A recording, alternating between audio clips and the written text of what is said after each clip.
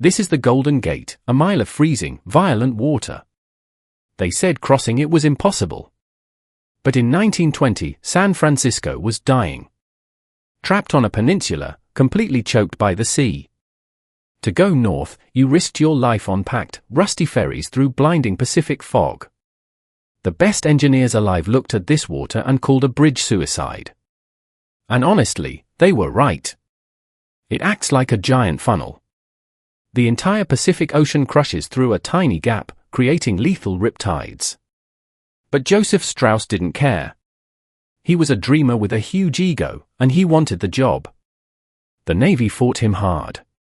They feared a bombed bridge would trap their entire Pacific fleet. Then the Great Depression hit.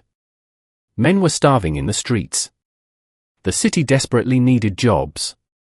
Against all odds, they found the money. In 1933, the ultimate suicide mission finally broke ground. Building the North Tower was a breeze. The bedrock was sitting right there on the dry beach. But the South Tower was a nightmare.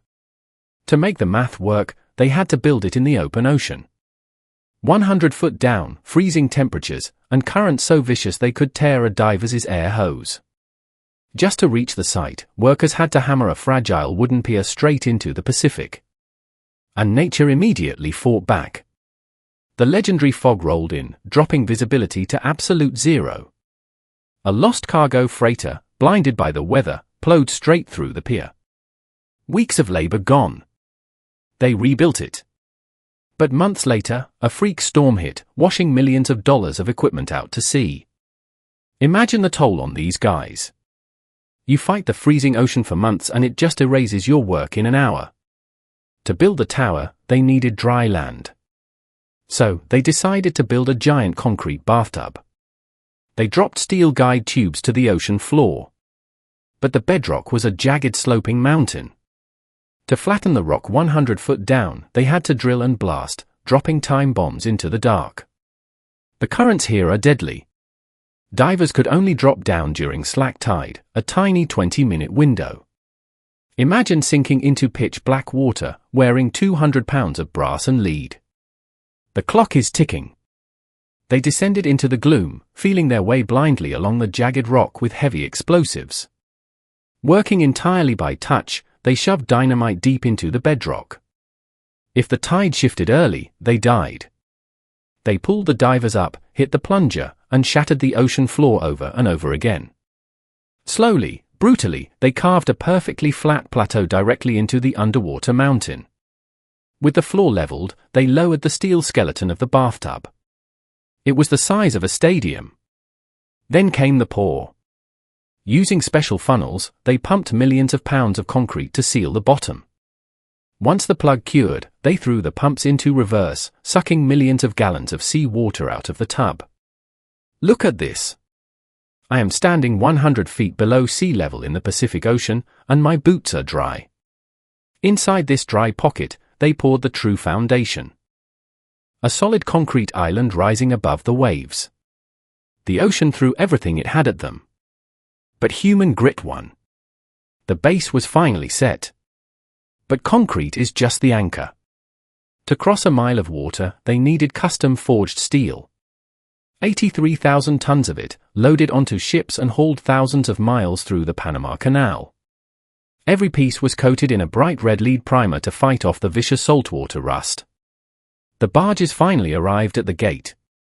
The brutal underwater war was over, but the danger was just beginning. Next, we build a steel tower taller than a 60-story skyscraper by hand in the fog.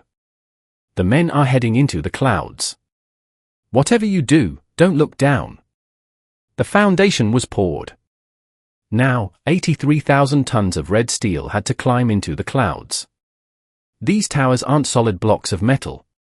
They are built entirely out of hollow steel cells. A solid tower would snap in an earthquake.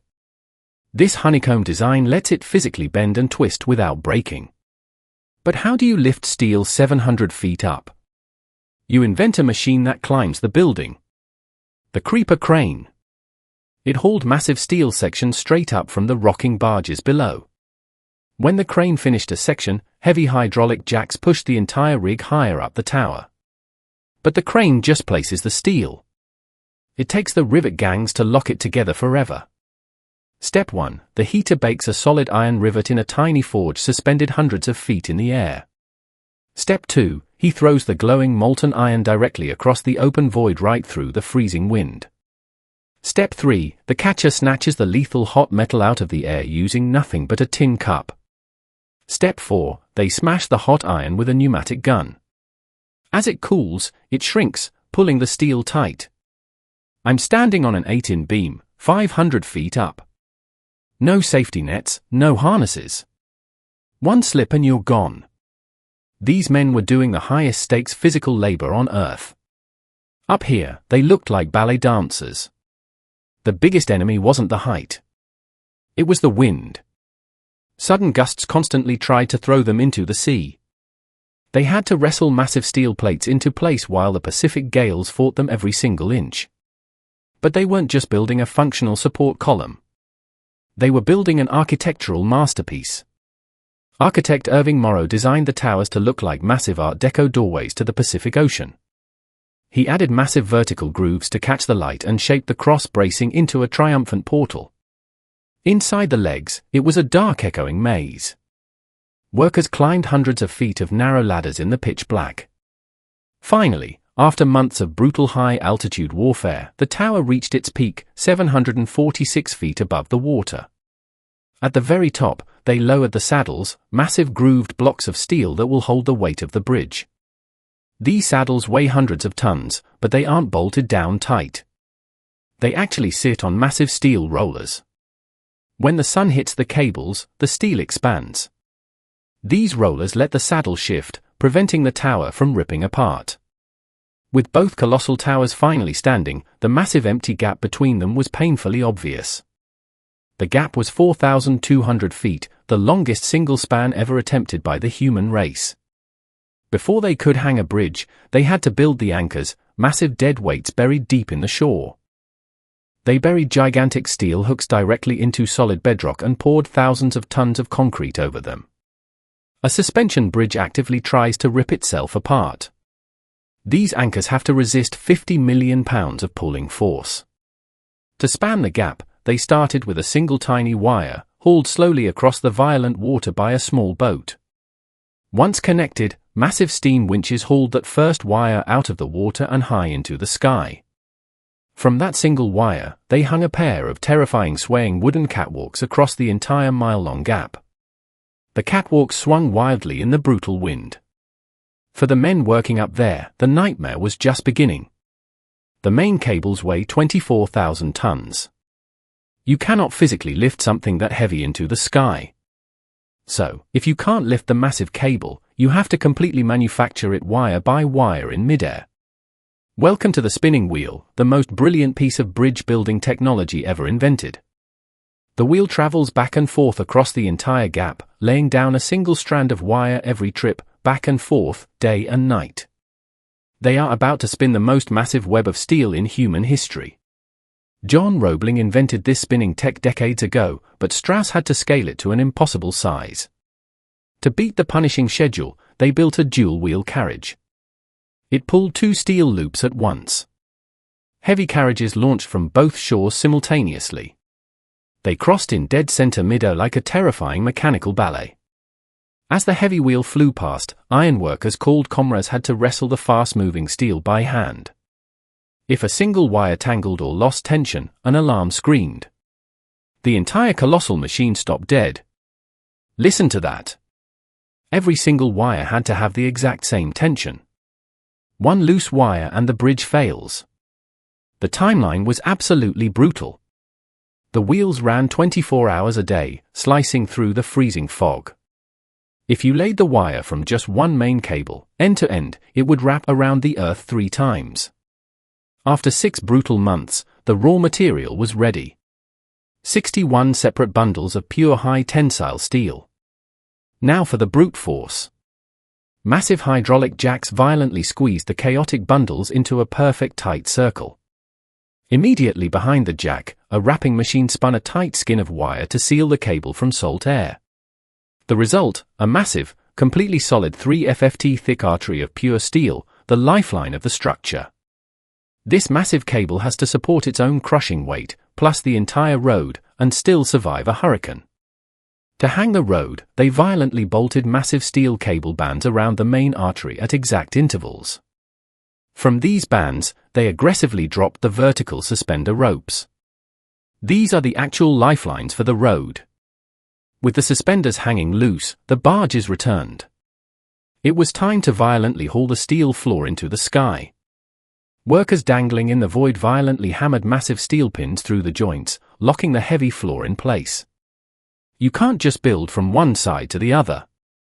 The terrifying weight would instantly pull the towers out of balance. It's a high-stakes seesaw. Every time they hang a steel section, they must perfectly balance it on the opposite side. Beneath the floor, they built a highly complex steel truss network. This wasn't just for cars. It was for the wind. Bridges don't just sway. They can violently twist and tear themselves apart if the aerodynamics are wrong. To stop the bridge from twisting to death, Strauss engineered this massive stiffening truss. It acts completely like a rigid spine.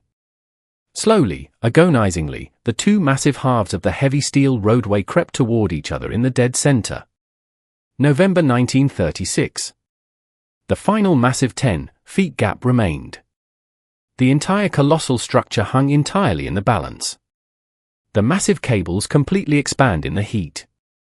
To fit the final beam, they literally had to completely wait for the exact temperature. When the temperature was perfect, the massive crane dropped the final steel beam. The gap was finally closed.